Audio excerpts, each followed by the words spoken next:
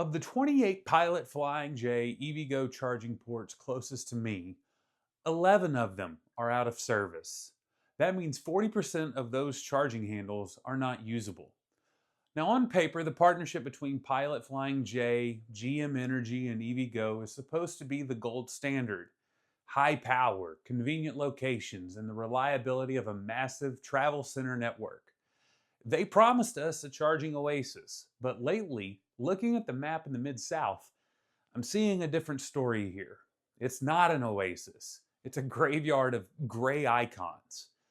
Now, today I'm headed to the Flying J in Peculiar, Missouri. On the map, this location is running at half capacity. Two of the four charging ports there are showing as offline. Let's go find out if this network is already falling apart before it's even totally built. Now, first impressions, this place looks great.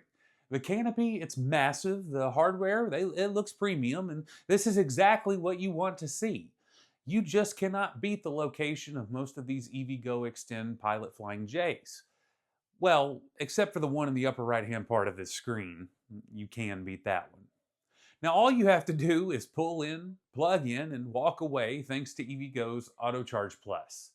This 350 kilowatt Delta unit is usually more than enough for most EVs on the road today. And I am already getting all the car once. So why am I concerned about the health of Pilot Flying J EVgo's network? Flying J's traveler amenities are second to none for interstate travel, after all. They proactively try to welcome EV drivers with trash cans, squeegees, and a canopy at this location. And Pilot Flying J has utilized NEVI funding to bring EV charging to new areas of the country.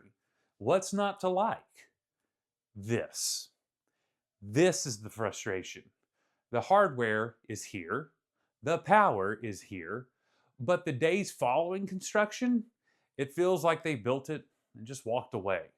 If I were a new EV owner on a road trip with my family, this right here is a moment for panic. So let's zoom out here.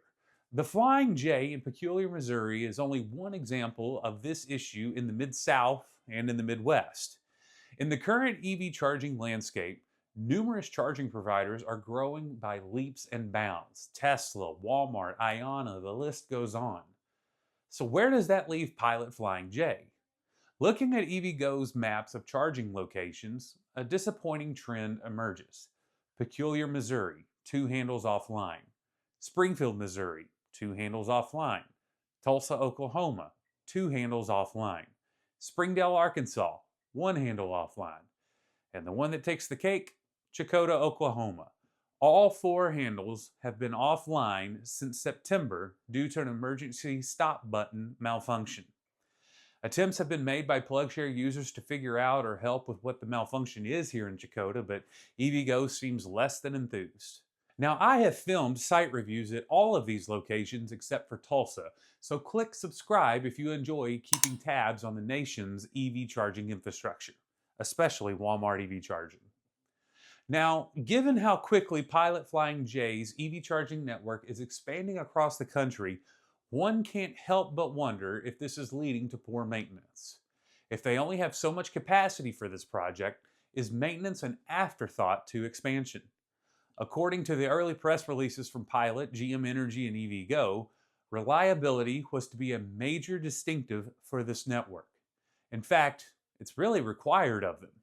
See, Pilot Flying J have used NEVI funds to build some of this network, and in order to receive funds in the years following construction, those stations must have a 97% annual uptime per handle. Lucky for them, none of the locations near me are NEVI funded. Their availability currently is well below half of what is required by NEVI. So is the Pilot network falling apart? Well, maybe not everywhere, but here in my backyard, it's shaky. And for a network that charges premium prices, shaky is not good enough. How about your area? How would you grade Pilot Flying J locations near you? Let us know in the comments to help paint a national picture here.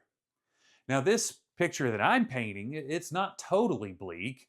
In the time since my visit to Peculiar, Missouri last weekend, both Springfield, Missouri and Peculiar, Missouri are back fully online. This seems promising in that it shows these locations actually mean something to EVgo. But I have watched these locations show as offline for months prior to repairs.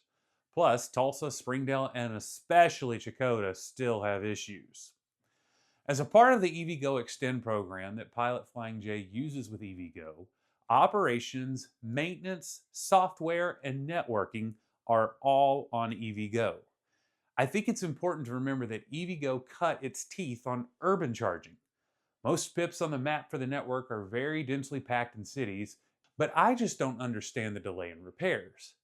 I hope that Pilot Flying J holds EVgo accountable for their end of the Extend agreement.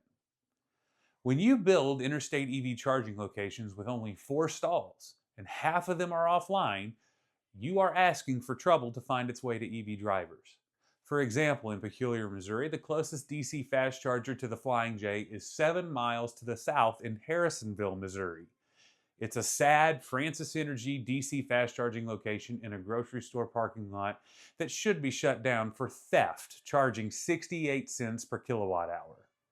This is the case for a lot of mid-American interstate travel corridors, a few dots connecting City A to City B. Pilot Flying J clearly wanted to make that experience the best that it could be. But it takes EVgo pulling their weight of the Extend agreement too. Hopefully, Pilot Flying J will hold EVgo to their part more consistently as the network grows and ages.